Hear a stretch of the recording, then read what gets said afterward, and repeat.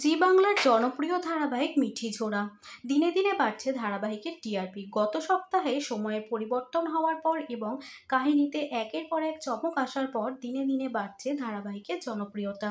এই সপ্তাহে তাদের রেটিং প্রায় ছুঁয়ে ফেলেছে প্রতিপক্ষ চ্যানেল স্টার জলসার ধারাবাহিক হরগৌরী পায়েলস হোটেলকে। সম্প্রতি ধারাবাহিকে দেখানো হয়েছে সৌর্যকে পাওয়ার জন্য মা হওয়ার নাটক শুরু করেছে নীলু। তার এই নাটকের ফলে তাকে কাছে টেনে নিয়েছে সৌর্য। যদিও সৌর্য জানিয়ে দিয়েছে সে নীলুকে নিয়ে হাসপাতালে যাবে খুব শীঘ্রই। অপরদিকে স্রোত রায়কে জানিয়ে দিয়েছে সে আর ওই কলেজে যেতে চায় না, সে অন্য কলেজের জন্য অ্যাপ্লাই করতে চলেছে।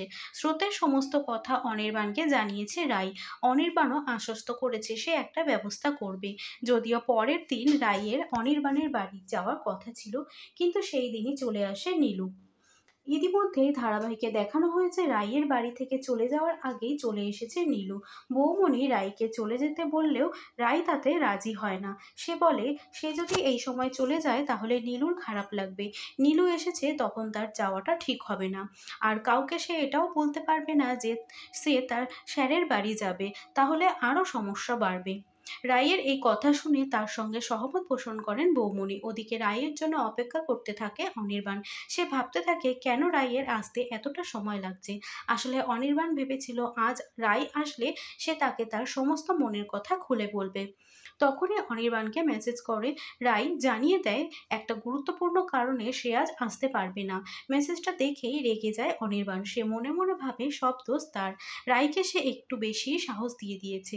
এবার থেকে রায়কে সে ঘেন্না করবে। এখন থেকে সেও রায়কে কর্মচারীর মতোই দেখবে। তখনই কলিং বেল শুনতে পায় অনির্বাণ। সেভাবে হয়তো রায় এসেছে, কিন্তু দরজা খুলে অনির্বাণ দেখে একজন ডেলিভারি বয়।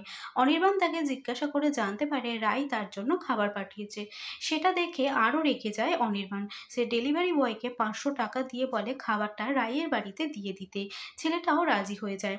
ওইদিকে রায়কে নানা কারণে অপমান করতে থাকে নীলু, রায়ের দাদা এবং মা। রায় তাদের কথায় প্রতিবাদ না করলেও গর্জে ওঠে স্রোত। তখনই ডেলিভারি বয় এসে খাবারটা দিয়ে যায় রায়কে। সেটা দেখেই রায়কে আরো অপমান করে সবাই।